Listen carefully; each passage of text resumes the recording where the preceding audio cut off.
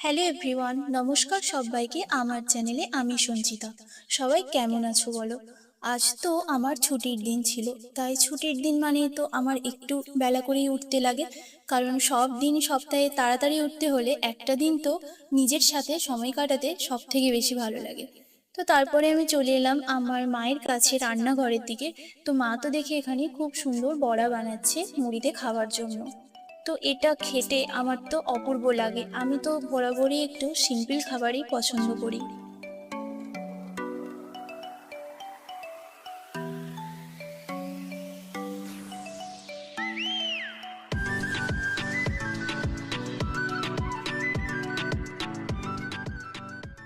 দেরি তো অনেকটাই হয়ে গেল, আজ যেহেতু ছুটির দিন ছিল তাই অনেকটা বেলাও হয়ে গেছিল।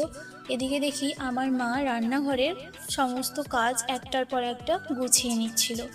তারপর দেখি মা এখানে আবার এই বড়াগুলো দিয়ে না মা একটা ভালো রেসিপি বানায়।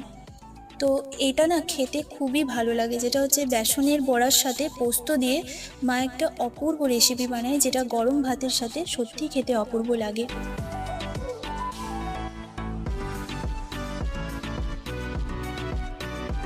একটার পর একটা বড়া মা তো তুলে নিচ্ছিল। তারপর আমি চলে এলাম আমাদের বাগানের দিকে, কারণ কালকে রাতে তো প্রচুর পরিমাণে ঝড় বৃষ্টির কারণে অনেক আমই পড়ে গেছে।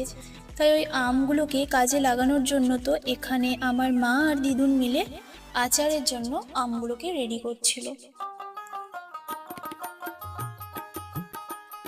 দিদুন তো একটা একটা করে আম আচার করার জন্য প্রস্তুত করে নিচ্ছিল কেটে।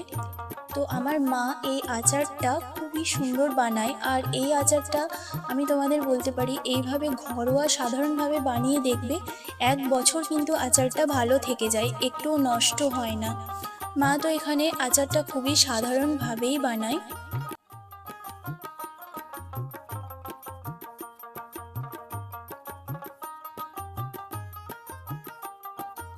একটার পর একটা ইনগ্রিডিয়েন্টস দিয়ে মা তো ভালোভাবে মিশিয়ে নিচ্ছিল আচারে যেমন লাগে ওই গুড়, হলুদ এ সমস্ত দিয়ে একটু শুকনো লঙ্কা। তবে এই আচারটা খেলে তোমাদের কোনো ক্ষতিও হবে না, আর ক্ষতি ছাড়াই মা খুবই সুন্দর বানায়। তারপর মা এই আচারটাকে রোদে শুকোতেও দেয় একটু টান টান হয়ে যাওয়ার জন্য। আচারটা খেতেও যেমন সুন্দর হয় আর দেখতেও কিন্তু ভালো লাগে, কারণ আচারটার মধ্যে একটা ভালো ব্যাপার থাকে। প্রথমেই আচারটা যখন হয়ে যায় তখন এরকম একটু নরমই থাকে, আস্তে আস্তে করে রোদে শুকোনোর ফলে একটু টাইট হয়ে যায় আর সেটা ইজিলি ক্যারিও করা যায়।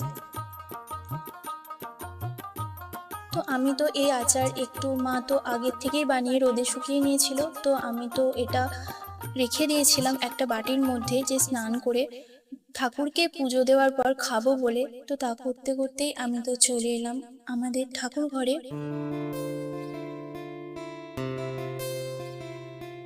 ঠাকুরকে পুজোটা আমি এখানে দিয়ে দিলাম।